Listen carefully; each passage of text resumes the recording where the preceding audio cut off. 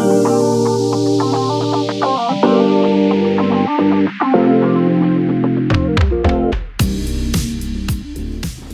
am here with Bobby Jones.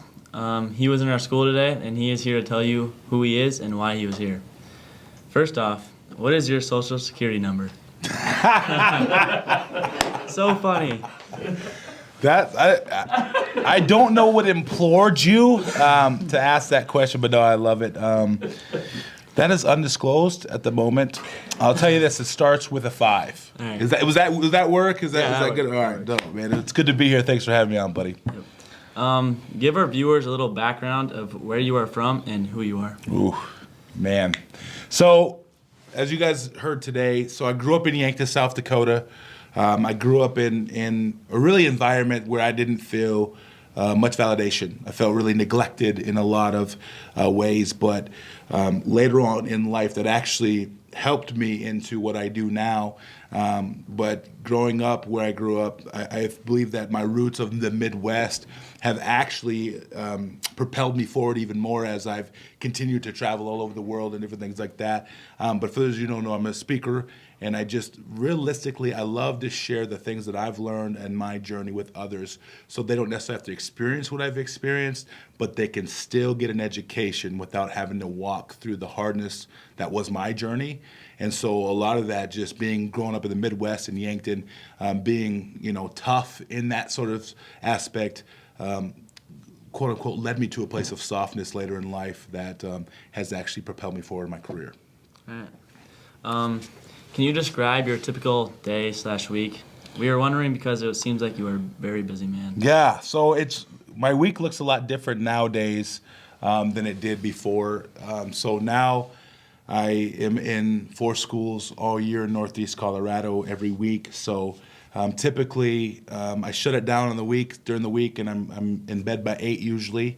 Sunday, Monday, and Tuesday nights I'm in bed by 8, up by 4 a.m. And then when I get into the schools, I drive about 2 hours on Tuesdays, 1 hour and 20 minutes on Mondays. And Wednesdays is a little closer, it's about 45 minutes away. And so what that looks like is I go into school, and basically from the beginning we start stepping in. I'm basically meeting with kids one-on-one. Hey, how was your weekend? What happened? Because everyone's background's different.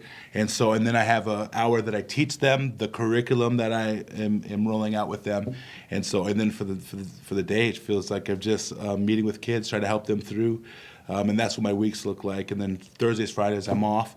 So I spend a lot of time resting and recovering, do a little bit of writing, podcasts. I have a podcast that I just rolled out back in November, and I just bought a bunch of podcast equipment, so it's been awesome. But I do prioritize my rest. And so that's been good. I don't just run and not fill back up, because I wouldn't be any good if I didn't do that. So. You can shout out your podcast if you want. Oh yeah, Peer Purpose Podcast all day long. You can find it on Apple Podcasts, Spotify. I believe it's even on Google Podcasts. Go check it out. It's 20-25 minutes, great listen, and a lot of information that you could take and will transform you. You gave us a lot of information with your story earlier today. Without diving into your life story, what is one thing you would look back on and change? The people I heard along the way. That's the only thing I'd really change. I wouldn't change much of anything else, because it got me to where I'm at today, even football not working out. A lot of times I look back on, so there's a few things that I've discovered over these last 7 years, and one of them, the journey is the reward. And sure, there was some hard times for many years, but me journeying that out and even being down at one point in time and then coming back out of it, when I came back out, I appreciated this side of it way more than I did if I would have just got it overnight. And so the journey actually made me appreciate, I know what it's like to fall in hard times, and I know what it's like to maybe not have someone believe in you. I know what it's like to maybe feel like you're alone. But because I went through and got to the other side, I can appreciate this side more, and I don't hold this side for granted. But it was the people that I hurt along the way I wish I wouldn't have. But again, I was a young kid. I didn't know better at times. I was hurting, and I was really trying to cry out for help. But instead of trying to say, you know what can I do to get help, there was times where I turned that sword at others, and that's the biggest thing I regret. But I've made amends with majority of them. And so that's been a healing journey too. It's been awesome. Yeah. We're kind of running out of segment ideas for our podcast. Do you have any suggestions? I love your honesty, man. That's the best part of it. There's a lot of things you can talk about. I mean, you guys have the cool thing about the young generation is you guys have access to the internet. You know, what are the things that you want to know as, you know, a young kid? You know, what are answers, some questions that you have about life, and that's what all your peers in your generation wants to know. So, you know, you can talk a lot about what does it mean to be responsible in this digital age, right? That's one thing you can talk about. Also, what does it mean to, you know, what does purpose mean to you? And how can you be in a position where I can be impactful even at your young age right now? There's a lot of different things that you can roll out. Just think of your everyday life questions. That's what people want to know. And so if you can turn that into episodes, I mean, being real vulnerable, I'm telling you, that will get you places that you never thought you'd go. All right. At the end of the day, what is your official goal, or what helps you feel like you are making a difference? Yeah, that's good. So I don't know if I have an end goal. You know, I talk about success too being, actually, that's a great question because I'm going to go into something. If you don't mind, is it okay? I'll go to something here.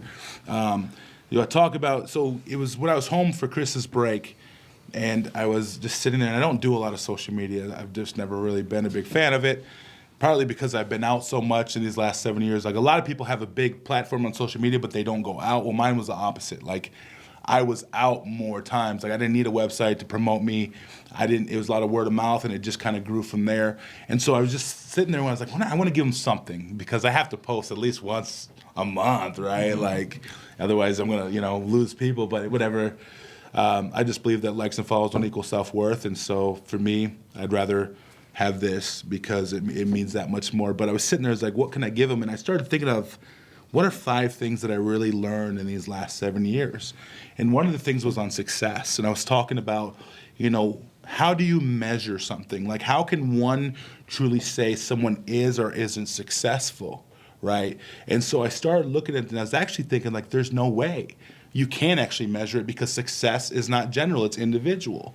And I look at all the things. I've been on TV, I've been on the news, I've traveled the world, right? Just got a 6-figure contract to run this program. And sure, it's good. And it's maybe a big fruit of like the work that I put in before this time. But if I'm really thinking about what success means to me, it's honestly, one thing I didn't get a chance to tell you guys in the assembly today is I'm 7 years sober.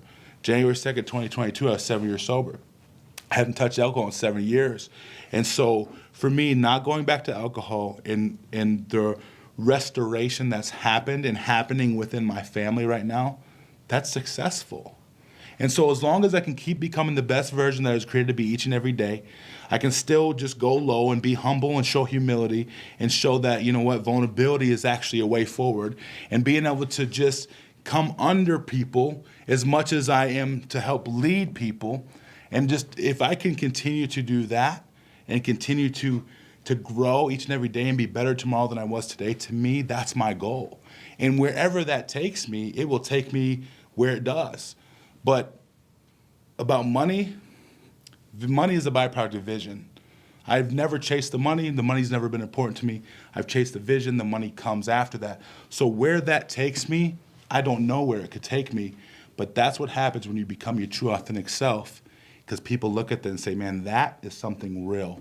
And I don't know what it is, but I want that because this world has enough gimmicks. So success to me just looks like becoming the best version I was created to be each and every day, impacting the world around me. Don't despise small beginnings. What I can't do with 4, I can't do with 40 or 4,000.